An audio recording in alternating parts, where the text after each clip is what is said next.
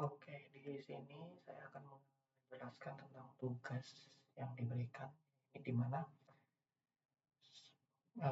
kita mendapatkan beberapa link URL dan kita disuruh untuk riset tentang hal itu. Lalu saya memilih untuk meriset tentang top 10 trends di 2025 dari URL ini yang diberikan pada soalnya. Nah, di sini saya akan menceritakan sedikit tentang tugas yang saya kerjakan. Nah, tugas yang saya kerjakan sendiri itu adalah memilih topik penerapan generatif AI untuk prediksi pesanan produk farmasi pada perusahaan XYZ. Kebetulan saya bekerja di perusahaan XYZ tersebut. Makanya kenapa saya memilih topik ini dan saya rasa ini cocok untuk saya. Nah, oke, mari kita bahas satu persatu. Dari pendahuluan, yaitu yang pertama latar belakang. Nah, kenapa sih saya milih uh, topik ini? Nah, di industri farmasi sendiri, yaitu di tempat saya bekerja, itu tuh kadang seringnya terjadi perubahan tren di mana dikala orang sakit, uh, banyakkan sakit apa, membutuhkan obat apa. Contoh, lagi musim hujan, itu sering membutuhkan obat flu, obat panas, obat demam. Kalau lagi musim kemarau, biasanya menyediakan vitamin, gitu-gitu. Nah, tren-tren obat ini, itu tuh, apa ya, dari waktu ke waktu kadang berubah. Contohnya seperti COVID, tren untuk obat-obatan dan imun booster lagi naik. Nah, untuk membaca tren-tren yang mungkin tidak ketebak seperti COVID atau penyakit-penyakit lain yang mungkin akan timbul atau cuaca yang tidak menentu ini. Nah, itu tuh menurut saya diperlukannya penanganan secara historikal dari yang belum ada dari tahun ke tahun, yaitu menggunakan generatif AI untuk menentukan kira-kira kita penjualannya tahun ini tuh eh, tahun ini tuh kita bisa jual apa aja dan di manufakturnya juga bakal tahu untuk kayak lagi lakunya ini kita batch-nya untuk di push. Nah, jadi seperti itu. Jadi secara rinciannya adalah tujuan dari penelitian ini sebenarnya saya lebih fokus untuk generatif AI-nya ya daripada untuk nantinya uh, impact jangka luas dan jangka panjangnya itu terhadap perusahaan. Untuk sementara karena riset ini baru saya lakukan, saya mengambil skop kecil di mana fokus pada uh, ide yang akan dibuat atau diimplementasikan ini. Yang pertama tujuan penelitiannya adalah mengidentifikasi efektivitas generatif AI dalam memprediksi pesanan produk farmasi di perusahaan XYZ. Nah, yang kedua adalah menentukan faktor-faktor yang paling mempengaruhi akurasi prediksi dalam sistem berbasis generatif AI. Oke, yang selanjutnya adalah analisis kesenjangan. Saat ini penerapan kecerdasan buatan atau AI di industri farmasi itu difokuskan untuk penemuan obat, racikan. Kalau racikan obat, jadi kayak obat ini campur ini, kita implementasi dulu di AI-nya. Kayak hasilnya bisa nggak, terus jadi dampaknya apa kira-kira, baru kita buat. Tapi untuk pembuatan order, terus kita lihat kira-kira customer dari apotek atau rumah sakit apa, butuhnya lebih banyak apa, jadi kita bisa menyediakan, itu bisa membantu untuk personalize perusahaan kepada customer juga. Nah, untuk hal itu tuh jarang dipilih karena orang-orang tuh biasanya lebih fokus untuk kayak pembuatan apa nih obat yang kita bisa kembangkan dari produk alami kah atau dari produk kimia kah, seperti itu. Nah, jadi ini kita mencoba untuk hal lain yang lebih fokus untuk kedepannya di penjualan, karena saya sendiri juga di salah satu perusahaan distributor, penjualannya gimana, terus apa yang bisa kita push dari untuk baca tren pasar ini, untuk apa yang penyakit yang paling banyak di pasar seperti itu. Nah, berikut ini referensi yang saya cantumkan. Nah, yang kedua ini referensi yang berkaitan. Di referensi yang berkaitan ini, saya banyak ambil untuk contoh-contoh implementasi AI di bidang uh, kesehatan atau farmasi. Seperti kayak dia bisa lihat operasionalnya gimana, atau di industri sendiri tuh efisiensinya buat obat apa. Nah, seperti itu. Terus ini banyak peran-peran machine learning untuk pengembangan farmasi seperti itu. Terus ada AI untuk aplikasinya sendiri atau AI untuk kesehatan, saya masukkan di sini. Oke. Yang selanjutnya adalah dari referensi yang udah saya cantumin di atas, ini ada dari teori-teori yang di atas yang saya baca dan saya kumpulkan dalam tabel nomor 2. Ini saya ada menentukan beberapa untuk kerangka kerja. Yang pertama ini kerangka kerja penelitian ini untuk generatif AI, itu tuh harapan saya bisa untuk memprediksi gitu. Nah, tahapan awalnya adalah pengumpulan data historikal.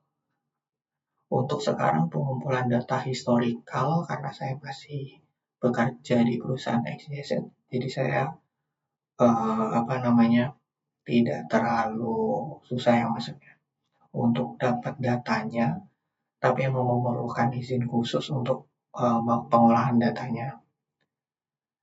Terus untuk kualitas datanya sendiri tuh saya udah melihat kayak ambil beberapa sampel data untuk diuji, gimana kita bisa lihat dari cabang mana kita bisa dapat data customer seperti apa ordernya. Jadi seperti itu. Nah, selanjutnya itu ini kita coba untuk memanfaatkan generative adversarial network atau GAN. Nah, GAN ini menurut saya lumayan cukup baru ya untuk dimanfaatkan untuk dalam hal farmasi. Jadi harapannya dari GAN ini adalah hasil simulasinya itu adalah permintaan-permintaan order apa yang bisa diajukan lagi atau ditawarkan lagi ke customer di cabang tersebut untuk kayak biar lebih gampang. Jadi mereka kayak, oh saya biasanya pesan obat ABC. Jadi si ibaratnya si salesman itu atau si penjual dari perwakilan perusahaan bisa untuk menjual, memberikan inisiatif seperti kayak, oh dari ini nih Bu, di kita ini ada ada obat ini nih yang biasanya Ibu beli dengan seumpamanya dipadukan dengan diskon. Jadi ada diskon seperti ini di biasanya obat yang Ibu beli. Jadi kita kayak nge-push untuk rekomendasinya dari beberapa faktor eksternal. Jadi seperti selain dari riwayat pembelian ya, kita ambil beberapa faktor eksternal seperti diskon atau bundling, atau bisa juga gimmick yang kita dapatkan. Nah, jadi ini hasil prediksi dievaluasi pakai MAPE atau RMSE untuk memastikan akurasi dan keandalannya itu terjaga. Setelah itu dievaluasi terus agar terus meningkat. Dan kalau bisa untuk menjaga relevansi dan akurasi model ini, rencananya ada feedback loop juga untuk pembaruan model secara berkala. Jadi kita lihat kayak, tren pasarnya butuh faktor eksternal baru nih. Jadi kita masukkan, tahu butuh kayak gitu ke depannya.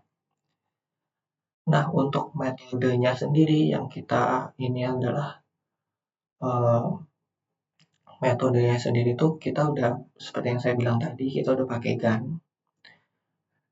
Terus apa namanya? eh habis itu apa namanya? Kita ini untuk meningkatkan kualitas prediksi, metodenya adalah pakai time series forecasting atau seperti LSTM atau transformer. Habis itu untuk pengerjaannya sendiri itu kemungkinan kita akan pakai agile.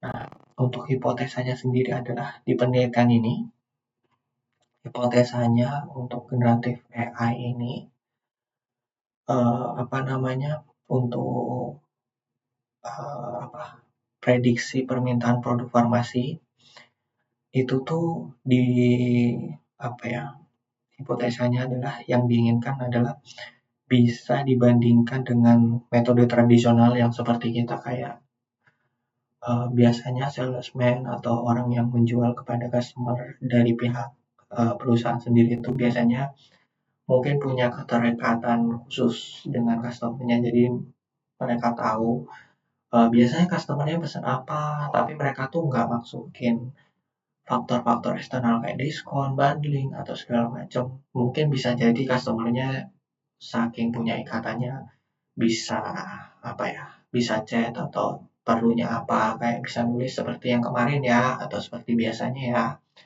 Nah itu tuh untuk metode tradisionalnya. Nah diharapkan tuh di metode yang baru ini itu tuh bisa nangkep pola yang kompleks untuk faktor-faktor eksternalnya.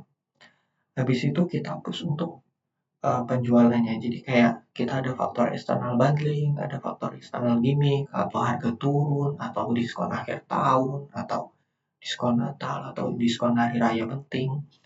Nah itu tuh diharapkan bisa push gitu ke dalamnya. Nah ini saya ambil beberapa responden. Saya buat beberapa untuk responden. Nah yang pertama nih kita menanyakan tentang ekspektasi terhadap sistem prediksi berbasis AI yang akan kita buat. Jadi kita ingin tahu nih, apa sih ekspektasi orang tentang yang kita buat. Nah seperti ini, mereka setuju nggak ya? Atau sepertinya nggak usah untuk dibuat atau butuh banget untuk dibuat. Nah ini kebetulan saya utamakan respondennya untuk dari orang-orang di kantor XYZ tersebut. Jadi agar lebih valid datanya. Yang kedua ini saya menanyakan tentang potensi kekhawatiran. Jadi banyak kekhawatiran yang datang. Jadi kayak orang dari yang ingin dibuat generatif AI ini, apa sih yang diinginkan atau diharapkan dari sistem ini buat ngasih apa value-nya. Terus ada orang yang menanyakan kayak nanti kalau kita ini implementasinya gimana? Nah, ini tuh kita ingin ambil responden itu untuk kayak dari kekhawatiran mereka bisa nggak sih kita jawab untuk bikin sistemnya. Yang selanjutnya yang ketiga adalah persepsi terhadap generatif AI dalam prediksi permintaan. Nah ini nih kita ingin tahu nih persepsi orang-orang di kantor, orang-orang di kantor SCZ itu seperti apa untuk apa namanya generatif AI yang akan dibuat ini cocok atau enggak. Terus saya minta pendapat juga untuk operasional pengolahan stok dan rantai pasoknya gimana, bisa ngebantu atau enggak, seperti itu. Nah, habis itu adalah kita harapan dan rencana implementasi. Jadi kayak kita implementasinya itu inginnya kayak 3 bulan atau lebih atau 5 bulan atau 1 semester untuk itu. Jadi kita tanyakan kira-kira dari mereka tuh harapannya berapa lama. Habis itu saya mencantumkan pertanyaan terbuka. Jadi saya menanyakan kayak seperti menurut Anda tentang tantangan terbesar dari untuk yang dihadapi untuk implementasi sistem ini apa atau saran fitur tambahan dari mereka dari responden sebaiknya mau fiturnya seperti apa atau hasil konklusinya seperti apa. Habis itu lalu selanjutnya adalah pengumpulan data yang akan digunakan dalam penelitian. Nah, ini nih kebetulan saya sendiri mengurusi di bidang IT untuk ordernya ini sendiri, jadi punya akses dan mungkin perlu izin untuk mengakses data ordernya. Tapi untuk mengakses datanya relatif bisa dengan syarat-syarat khusus. Nah, di sini apa sih yang mau saya ambil? Yang pertama tuh ID pesanan udah pasti. Terus yang kedua tanggal pemesanan, nama dan kode produksi, habis itu jumlah itemnya yang terjual berapa, dan harga waktu penjualan itu berapa. Nah itu sih yang sebenarnya pengen tahu, jadi kita bisa tahu nih kalau harga lagi turun, harga lagi naik, ada diskon atau segala macamnya. Yang kedua adalah metode pengumpulan datanya. Nah di sini nih pengumpulan datanya itu bentuknya query ya. Jadi untuk query ini apa ya?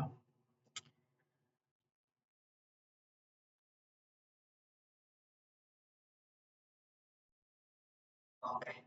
Jadi untuk datanya sendiri adalah jadi seperti untuk pengambilan datanya itu yang pertama pengambilan data dengan aggregation dan segala macamnya, parameter-parameternya. Habis itu datanya diekstrak, habis itu pre-processing dan normalisasi data.